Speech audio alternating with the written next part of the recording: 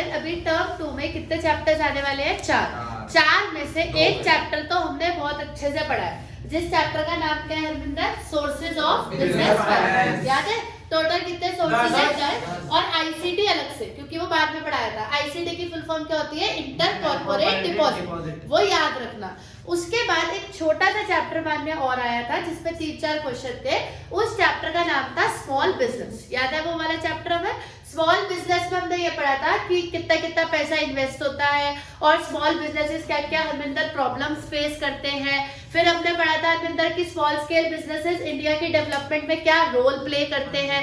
और पढ़ा था कुरान की 2 इंस्टीट्यूट बनाए गए हैं जो स्मॉल बिजनेसेस को सपोर्ट करते हैं। उन 2 इंस्टीट्यूट के क्या नाम थे तनिषा? एक तो NSIC और दूसरा कौन सा था हमारा? TIC, जो स्मॉल बिजनेसेस को सपोर्ट करते हैं। ठीक है, अब खैर उसे छोड़ो। अब हमारा ये चैप्टर नंबर 9 है और ये बहुत बड़ा चैप्टर है, तो लगभग 20-25 क्लासेस चलेगा, तो इसलिए ध्यान से सुनना। और इसके बाद इससे भी बड़ा चैप्टर आएगा जिसका नाम है हरमिंदर इंटरनेशनल बिजनेस। ये इंटरनल हो गया और वो एक्सटर्नल हो गया, दोनों चैप्टर फर्क समझ आ चुका होगा। ये युवराज कौन सा बिजनेस है? इंटरनल।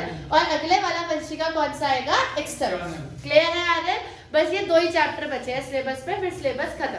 अब इंटरनल ट्रेड क्या होता है? कॉन्सेंट्रेट करिए बोर्ड पर। अमन, इंटरनल ट्रेड का मतलब होता है the trade with in the country. इधर सुनने पर ध्यान देना। क्या मतलब होता है इंटरनल ट्रेड का Quran? Trade with in the country. Country कैसे डिफाइन होती है कुरान? कंट्री की सीमा कैसे होती है? Geographical boundaries. क्या है हमारी ज्योग्राफिकल बाउंड्रीज? जो है कन्याकुमारी, कन्याकुमारी। और ऊपर कन्याकुमारी, कश्मीर टू कन्याकुमारी, और इधर कन्या टू इधर गुजरात, असम, इधर गुजरात, और इधर इधर साइड गोवा, इधर बांग्लादेश। गोवा। गोवा का गोवा में कौन सी आर्मी रहती है भाई? अरे नहीं गोवा से ऊपर है जो दीदी इधर राजस्थान। राजस्थान।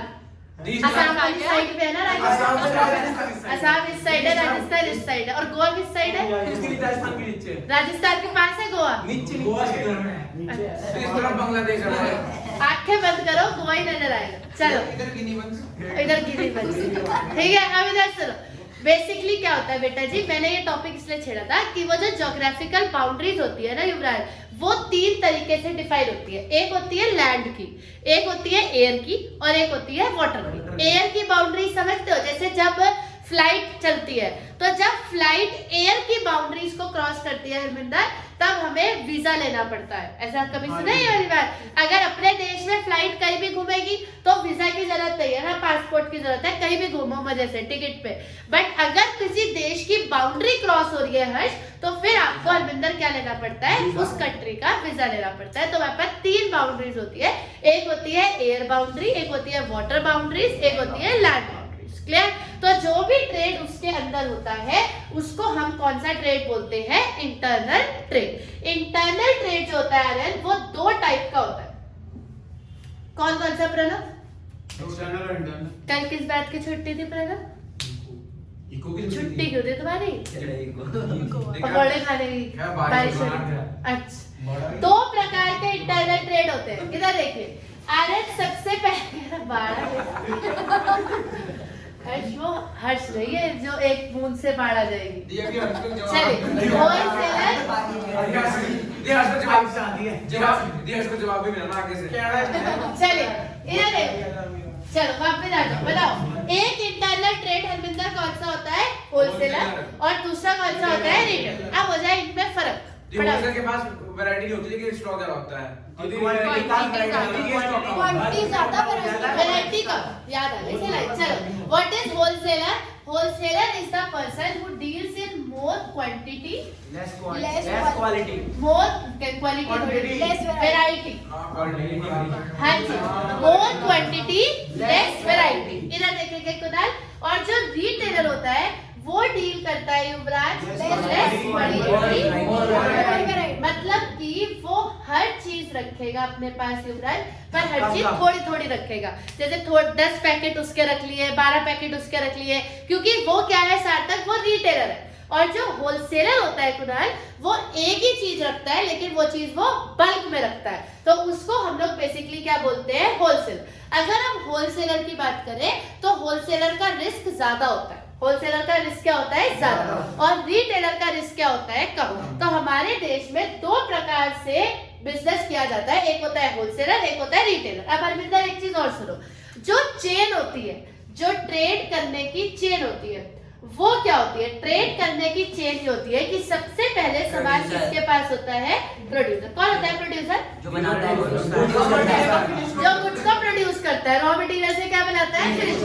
प्रोड्यूसर ये सामान युवराज किसको देता है? होलसेलर को।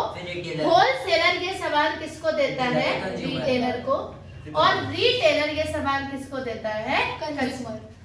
कुछ आया समझ में? क्या चेन होती है शिक्षा हमारे यहाँ पर ट्रेड की, कि सबसे पहले सामान को अमन बनाता कौन है? प्रोड्यूसर। फिर प्रोड्यूसर दीक्षिका किसको देता है? होलसेलर। होलसेलर किसको देता है? हरमिंदर रिटेलर को। और रिटेलर किसको देता है? कंज्यूमर को। हर इसी बात पे एक सवाल, होलसेलर किस किस के बीच का लिंक है? होलसेलर किस किस के बीच का लिंक है? प्रोड्यूसर और रिटेलर। और हरमिंदर रिटेलर किस किस के बीच का लिंक है? Wholesaler and consumer. अब एक आंसर दो, होलसेलर किस किस के लिए फंक्शंस परफॉर्म करता है?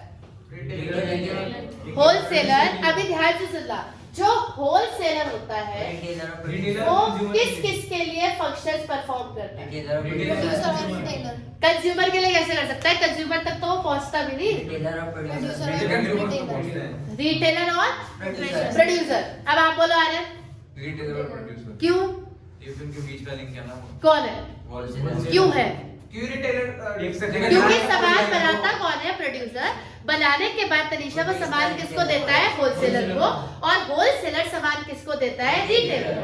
तो होलसेलर किस किस के बीच का लिंक होता है? प्रोड्यूसर और रिटेलर। अब इस बात पे ज्यादा टाइम वेस्ट नहीं करते, ये बताओ कि ये जो होलसेलर है युवराज, ये प्रोड्यूसर के लिए क्या क्या फंक्शंस परफॉर्म करता है और रिटेलर के लिए क्या क्या फंक्शन? से माल लेता है, रिटेलर को क्रेडिट पे कुछ देता है। नहीं, पहले ये बात, इससे बल्क हाँ। लेता है वो सामान, बल्क में लेता है, तो उससे क्या फर्क पड़ रहा है इसको? जो उससे उसकी भी मतलब मैं क्वेश्चन को थोड़ा और इलैबोरेट कर देती हूँ। हरमिंदर, पहला आंसर आपको देना है, how wholesaler is important for producer. अगर इस चेन में से होलसेलर को हटा दिया जाए तो उसका क्या नुकसान होगा? प्रोडक्ट पहुंच नहीं पाएगा।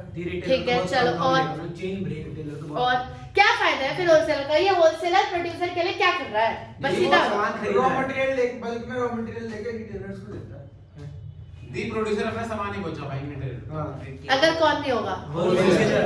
चलो एक तो ये होगा कि सामान नहीं पहुंचा पाएंगे, और बस एक ही काम करता है। और दी रिटेलर की ज्यादा क्वांटिटी लेगा तो कम सामान ले जाएगा, तो उससे उनका नुकसान हो जाएगा। किसका? प्रोड्यूसर का। Very good. और बल्क क्वांटिटी में सिर्फ कौन ले सकता है? होलसेलर। अगर कल को होलसेलर नहीं होगा तो प्रोड्यूसर का ये नुकसान हो जाएगा कि रिटेलर तो कभी भी बल्क में उठा नहीं पाएगा, तो ऑटोमेटिकली बल्क में कौन उठाएगा फिर? देखो आपको सबसे पहले बताती हूँ, होलसेलर सबसे पहला फंक्शन पता है क्या देता है प्रोड्यूसर को? Number 1, finance. उसका एक कारण है कि होलसेलर सारा पैसा किसमें देता है हरमिंदर? कैश में। तो प्रोड्यूसर कौन होता है? जो रॉ मटेरियल से क्या बनाता है युवराज? Finish good. प्रोड्यूसर कौन होता है? जो रॉ मटेरियल से फिनिश गुड बनाता है। रॉ मटेरियल खरीदने के पैसे होंगे तभी तो उससे फिनिश्ड गुड बनाएंगे ना। अब एक बात बताओ, अगर किसी इंसान के पास माना रॉ मटेरियल खरीदने के पैसे ही नहीं है तो क्या दीक्षिका वो फिनिश गुड प्रोड्यूस कर सकता है? The answer is no. और यही रॉ मटेरियल खरीदने के पैसे प्रोड्यूसर को सार्थक कौन देता है? होलसेलर। ये होलसेलर की मान्यता है कि अगर होलसेलर नहीं होगा तो प्रोड्यूसर को पैसा कौन देगा, और अगर पैसा ही नहीं होगा तो वो रॉ मटेरियल कहां से खरीदेगा, और अगर रॉ मटेरियल ही नहीं करेगा तो फिनिश गुड किससे प्रोड्यूस होगा? Obviously.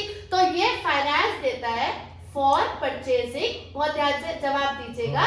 For purchasing Harsh what? Raw material. सिर्फ रॉ मटेरियल खरीदने से प्रोडक्शन हो जाती है युवराज?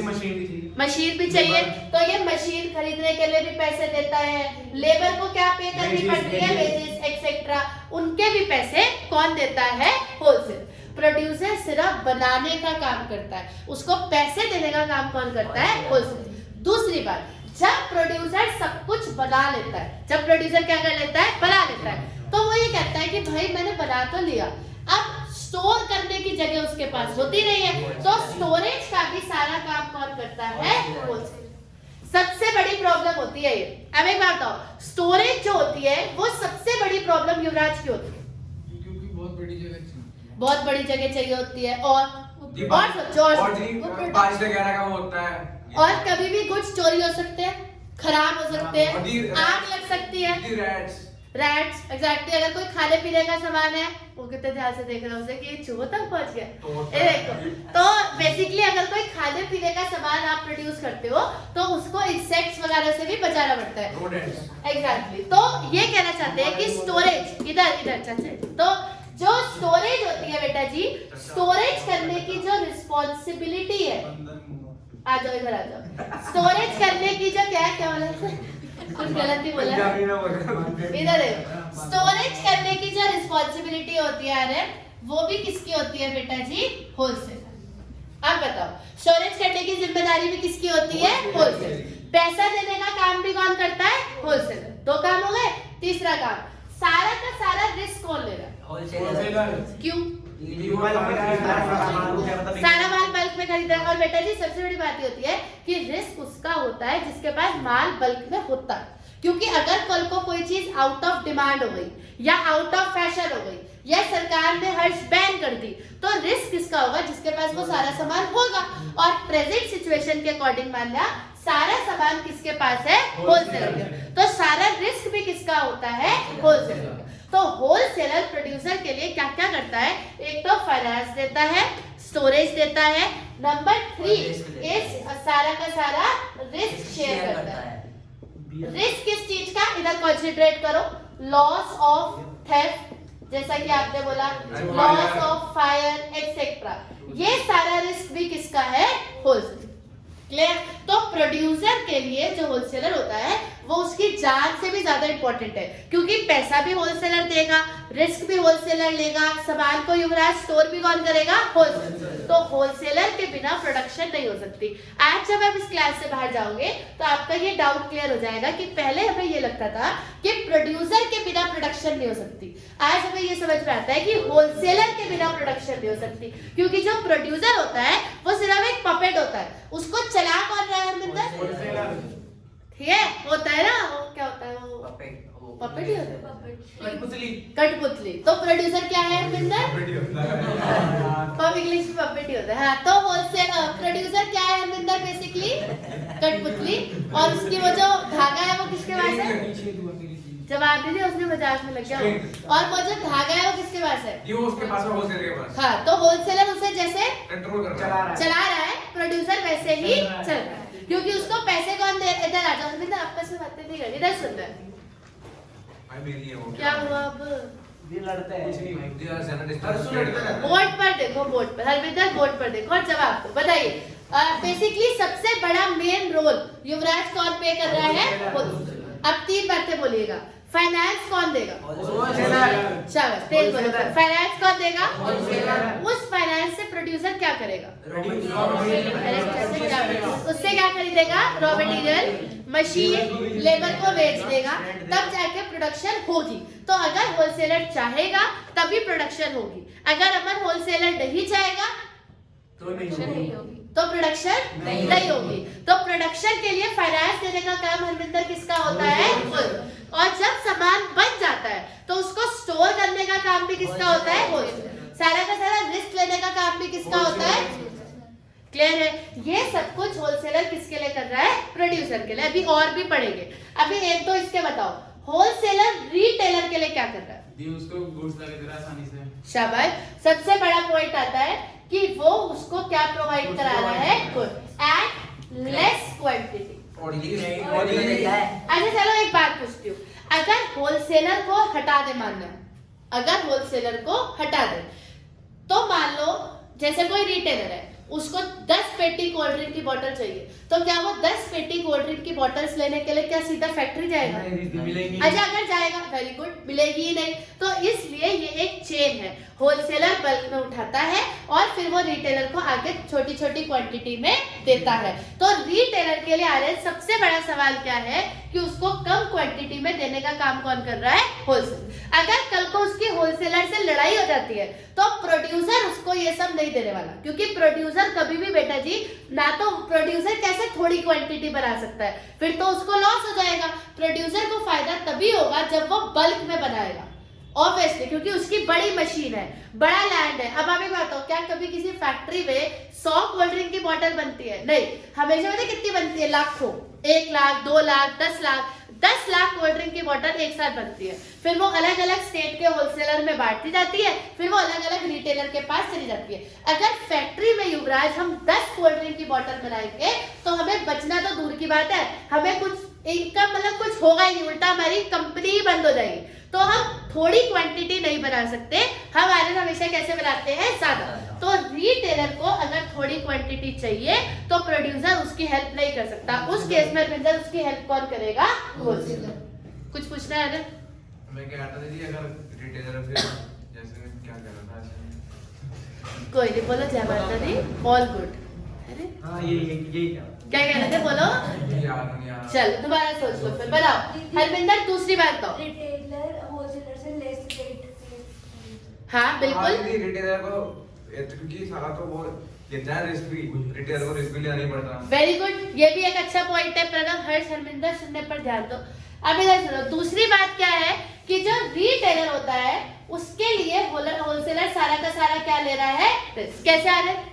क्योंकि वही सब कुछ प्रोवाइड कर रहा है, सारा स्टोरेज अपने पास रखता है। क्योंकि किसके रिटेलर पास? वापस कर लगता है। अगर बेसिकली देखो तो लोग ऐसा कहते हैं कि युवराज सबसे ज्यादा होलसेलर कमाता है। सबसे ज्यादा होलसेलर इसलिए कमाता है क्योंकि वंशिका सबसे ज्यादा रिस्क भी कौन लेता है? होलसेलर। क्योंकि सारा सामान देखो, इधर देखो, बनाने वाले ने बना के किसको दे दिया? होलसेलर को। इधर देख लो भाई, क्या प्रॉब्लम क्या है? प्रोड्यूसर ने सब कुछ बना के कुरान किसको दे दिया? और होलसेलर आगे रिटेलर को कैसे कैसे देगा? छोटी छोटी क्वांटिटी में। तो सारा सामान मान लिया स्टोर किसने कर रखा है? होलसेलर ने। तो सारा रिस्क युवराज किसका है? होलसेलर का। तो उसका कमाना तो बनता ही है, क्योंकि जो आदमी इतना रिस्क ले रहा है वो सबसे ज्यादा कमाएगा भी, नहीं तो वो ऐसा इतना रिस्क क्यों लेगा? फिर वो पागल थोड़ी है। तो अगर कोई इंसान इतना रिस्क ले रहा है तो हर ऑब्वियसली उसका जो प्रॉफिट का मार्जिन होगा वो सबसे ज्यादा होगा। तो होलसेलर ही सबसे ज्यादा कमाता है। उतना गुनाह ना तो प्रोड्यूसर कमाता है ना रिटेलर कमाता है, सबसे ज्यादा कौन कमाता है? होलसेलर। क्योंकि रिटेलर का भी, इधर देखो, रिटेलर का भी सारा रिस्क कौन ले रहा है? होलसेलर। और प्रोड्यूसर का भी सारा रिस्क कौन ले रहा है? होलसेलर। अब प्रोड्यूसर ने बनाया और बनाते ही तुरंत किसको दे दिया? होलसेलर को। तो सारा रिस्क किसका हो गया? युवराज होलसेलर का। रिटेलर भी होलसेलर से सिर्फ उतना ही लेगा जितना उसको चाहिए। तो सारा का सारा रिस्क किसका है? होलसेलर का। और तीसरी बात, जब होलसेलर रिटेलर को देता है तो बेटा जी ये उधार की सुविधा भी देता है। अब सोचो, वो बेचारा एक आदमी जो पीछे पैसे दे के आ रखा है, लेकिन फिर भी आगे आ रहे रिटेलर को क्या देता है? क्योंकि उसका इतना रिस्क है, वो सोचता है बस किसी तरीके से सामान बिक जाए। क्योंकि अगर ये बिका नहीं तो वो इतना सारा स्टोर करके बैठा हुआ है, तो सारा का सारा उसके लिए तो लॉस हो जाएगा। तो वो उसको बेचने के चक्कर में आगे रिटेलर्स को उधार भी देता है कि भाई तू ले ले, अपनी दुकान में रख ले, अगर बिक जाएगा पैसे दे दे, कोई जल्दबाजी नहीं है। तो होलसेलर ऐसे भी करता है, इसीलिए होलसेलर का प्रॉफिट का मार्जिन सबसे ज्यादा।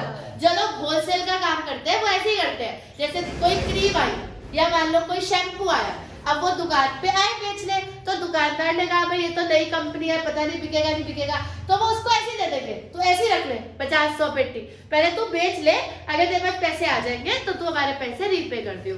तो होलसेलर रिटेलर को क्रेडिट की सुविधा भी देता है। आई बात समझ में? तो 3 बातें बोलो, थोड़ा तेज बोलिएगा प्रणव। ये होलसेलर प्रोड्यूसर के लिए क्या क्या करता है?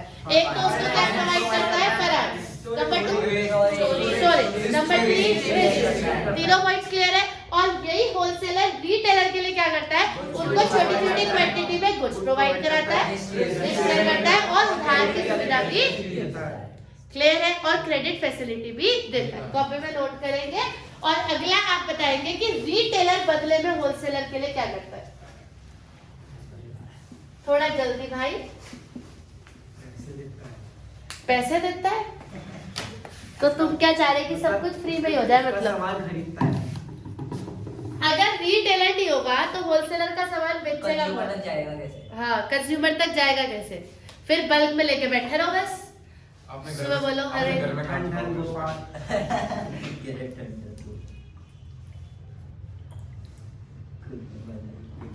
तो अगर होलसेलर मार्केट की जा रहे हैं तो रिटेलर भी मार्केट की जा रहे हैं, क्योंकि वो कंज्यूमर के टच में है, जो कि होलसेलर नहीं है।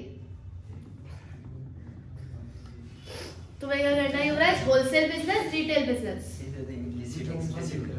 ओनली सिटिंग बिजनेस, ओनली पैसा काउंटिंग। तो तुम कैशियर बन जाओ बैंक में, है ना? पैसे दूसरों के काउंट, पैसे है ना, लेकिन अपने अपने काम।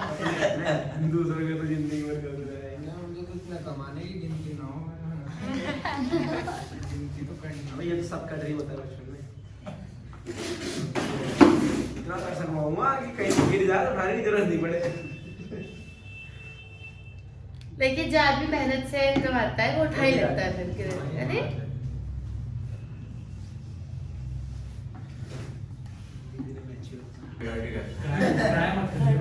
चल नंबर 4, ध्यान से सुनिएगा, आप इधर ध्यान दो बोर्ड पर। हम ये बात कर रहे थे कि जैसे आप किसी दुकान पे जाते हो, जैसे आप किसी केमिस्ट की दुकान पे जाते हो, ठीक है? तो आपने देखा होगा आर्यन कि अलग अलग कंपनियों के दवाइयों के पोस्टर लगे होते हैं, है ना?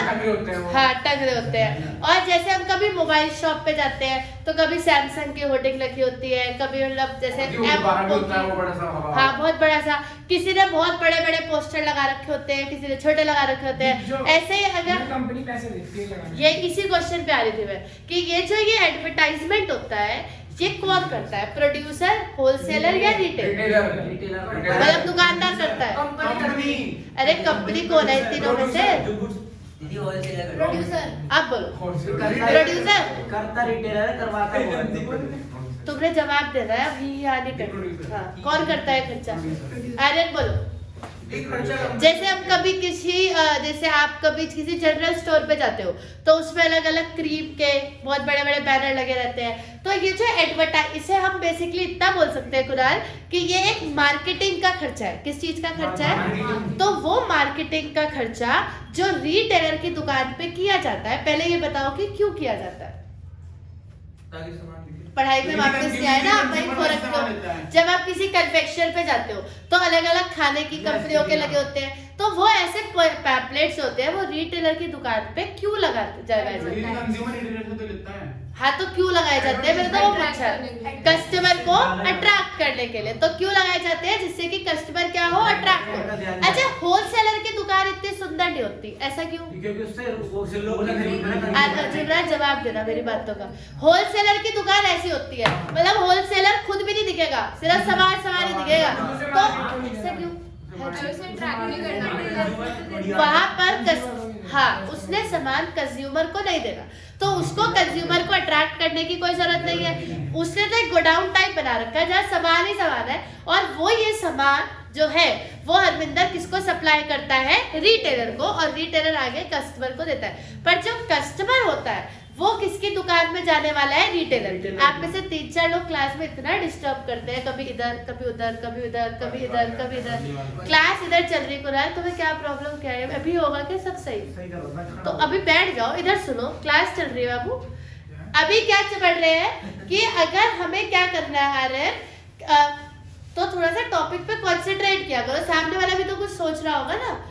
अभी क्या बात हो रही है कि जो रिटेलर की दुकान है वो बहुत सुंदर सजी हुई होती है, जबकि होलसेलर की इतनी नहीं होती, क्योंकि कस्टमर अल्टीमेटली किसकी दुकान से लेगा दीपशिका? रिटेलर। और कस्टमर का अट्रैक्शन कहाँ पे होना चाहिए? रिटेलर की दुकान पे। तो ये जो बैनर होते हैं, या कभी स्कीम आ जाती है, कभी आता है कि आप ये स्क्रैच करो आपका हॉलीडे पैकेज निकलेगा, ये जो खर्चा है इस खर्चे को बोलते हैं मार्केटिंग का खर्चा। किसका चीज का खर्चा होता है तरीका? ये मार्केटिंग का। ये कौन करता है?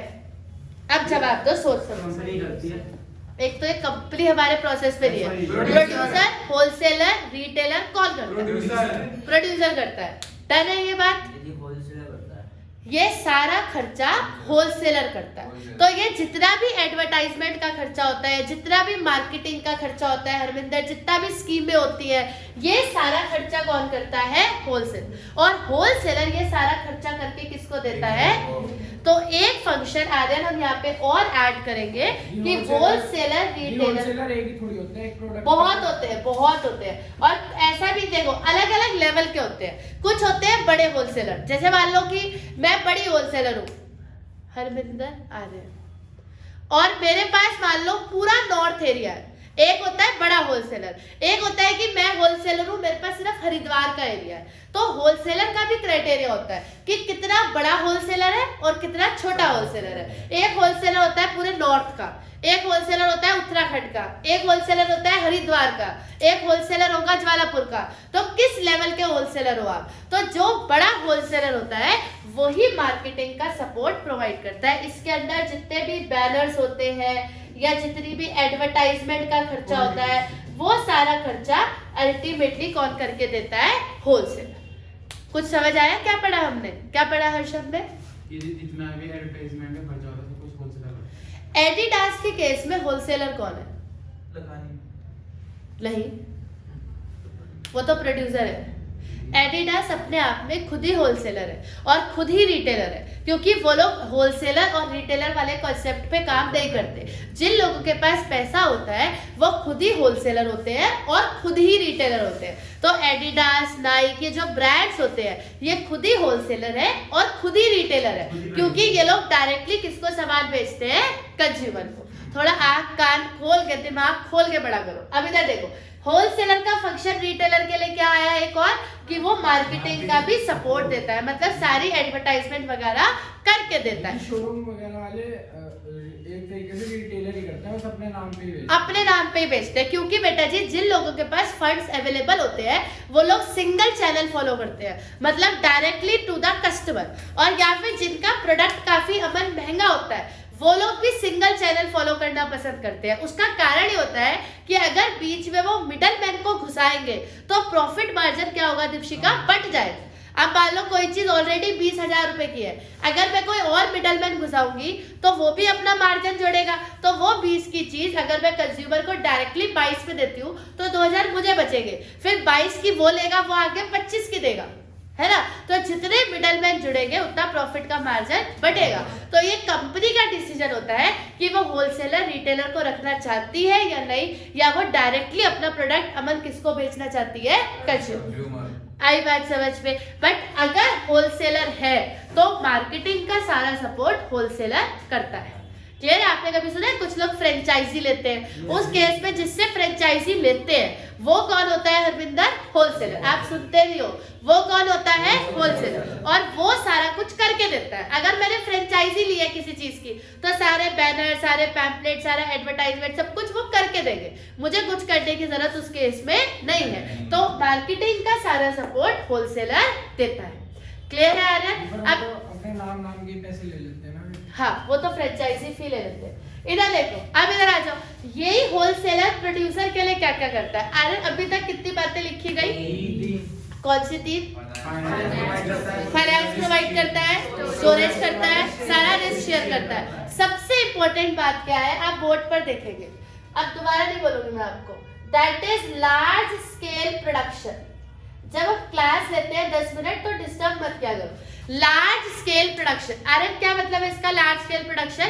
कि जो प्रोड्यूसर होता है वो लार्ज स्केल तभी बना सकता है जब उसके पास तरीका कौन होगा?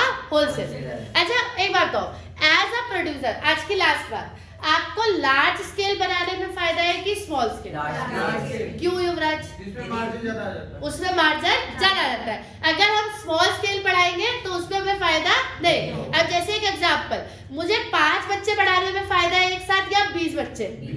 क्योंकि पढ़ाना तो एक ही घंटे है, जो एफर्ट 5 के साथ लगेगा वही 20 के साथ लगेगा। सेम उसी तरीके से मशीन तो चलनी है, उसमें 20,000 यूनिट बनाएंगे तो भी उतना ही खर्चा होगा, 80,000 बनाएंगे तो भी उतना ही खर्चा होगा। तो लार्ज स्केल प्रोडक्शन की वजह से प्रोड्यूसर का प्रॉफिट मार्जिन बढ़ जाता है, और ये सुविधा उसको किसकी वजह से होती है? होलसेलर की वजह से। अब सोच समझ के जवाब दे रहा। हमारे देश में इंटरनल ट्रेड युवराज कितने टाइप्स का होता है? कौन से 2? कौन से ट्रेड करो? होलसेलर एंड क्या फर्क है होलसेलर और रिटेलर में? क्या फर्क है होलसेलर और रिटेलर में? होलसेलर किस पे डील करता है? और लेस वैरायटी, और रिटेलर मोर वैरायटी, लेस क्वांटिटी मोर वैरायटी। और हमारे यहाँ पे ट्रेड की चेन क्या होती है? प्रोड्यूसर किसे देगा? होलसेलर। होलसेलर किसको देगा? रिटेलर को। रिटेलर किसको देगा? कंज्यूमर को। कुरान फिर डिस्टर्ब हो रहा है, हाँ, इधर सुन लो, अभी पढ़ाई चल रही है, अभी जवाब दो। होलसेलर प्रोड्यूसर के लिए क्या क्या करता है? 4 बातें बोलो। फाइनेंस प्रोवाइड करता है, हाँ।